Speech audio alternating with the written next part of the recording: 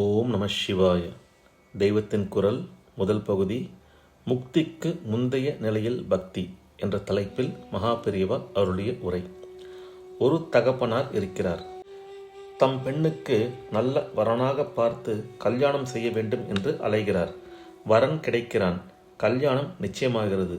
கல்யாணமானவுடன் பெண்ணை மாப்பிள்ளை அழைத்து கொண்டு போய்விடப் போகிறான். கன்னிகாதானம் செய்கிற போது தகப்பனாரின் மனசு எப்படி இருக்கும்? பெண்ணுக்கு நல்ல வரன் கிடைத்ததே என்ற சந்தோஷம் ஒரு பக்கம் இருக்கத்தான் செய்யும். ஆனால் அதை அமுக்கி விடுகிற மாதிரி இத்தனை காலம் வளர்த்த பெண் நம்மை விட்டு போகிறாளே என்ற துக்கம்தான் அதிகமாக இருக்கும். இவரேதான் வரன் பார்த்தார், தேடி தேடி பார்த்தார், கடன் வாங்கி மனசார செலவழித்து கல்யாணமும் செய்கிறார். ஆனாலும் கன்னிகாதான சமயத்தில் அவருடைய மனசை முறுக்கி பிழிகிற மாதிரி இருக்கிறது. கண்ணில் ஜலம் கூட வந்துவிடும் போல் இருக்கிறது.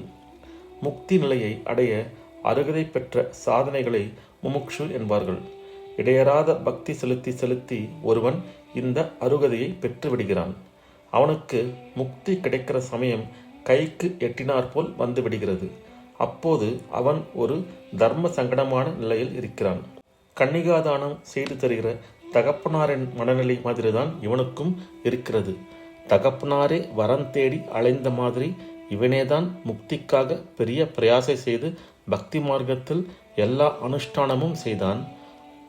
அதனால் மனசு பூரணமாக சுத்தமாகி பரமாத்மாவில் இரண்டர கரைகிற நிலை வந்துவிட்டது. கரைந்த பின் பகவானும் இல்லை, பக்தியும் இல்லை. மணப்பெண்ணை வரனுக்கு கொடுக்கிற தகப்பனாருக்கு அழுகை வருகிற மாதிரி மணப்பெண்ணை பரமாத்மாவுக்கு தத்தம் செய்கிற முமுட்சுவுக்கும் பெரிய துக்கம் உண்டாகிறது. இந்த துக்கத்தை ஸ்லோகத்தில் வெளியிடுகிறார் ஒரு கவி. பஸ்மோத்துலன பத்ரமஸ்து பவத்தே என்று ஆரம்பமாகும் ஸ்லோகம் அது. பரமேஸ்வரன் என் பக்தியில் மகிழ்ந்து என்னை மோட்சத்தில் சேர்க்க இருக்கிறான். இனிமேல் நான் விபூதி பூசிக்கொண்டும் ருத்ராட்சம் போட்டுக்கொண்டும் பூஜை ஜபம் முதலிய படிகளில் ஏறிப்போக வேண்டியதில்லை.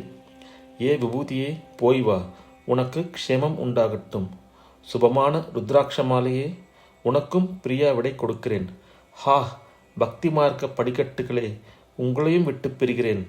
எனக்கு பக்தி பகவத் குணானுபவம் என்கிற ஆனந்த பிரபஞ்சத்தையே தந்த உங்களை எல்லாம் சிதைத்து போடுகிற மோட்சம் என்கிற மகா மோகத்தில் தோய்ந்து போகிறேன் என்கிறார்.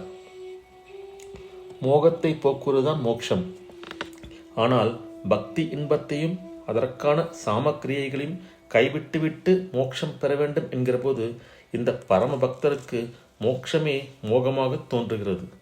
இதேபோல் கிருஷ்ண கர்ணாமிரதத்திலும் ஒரு ஸ்லோகம் இருக்கிறது. பக்தி முற்ற முற்ற கருமம் நசிக்கிறதை பற்றியது இந்த ஸ்லோகம். சந்தியாவந்தன பத்ரமஸ்து பவத்தே என்று ஆரம்பிக்கும் அது. கிருஷ்ண பக்தி அதிகமாக ஆக லீலாசுக்கரால் சந்தியாவந்தனம் பித்ரு தர்ப்பணம் ஆகிய கர்மானுஷ்டங்களை கூட செய்ய முடியவில்லை. அவற்றிடமிருந்து பிரியாவிடை பெறுகிறார்.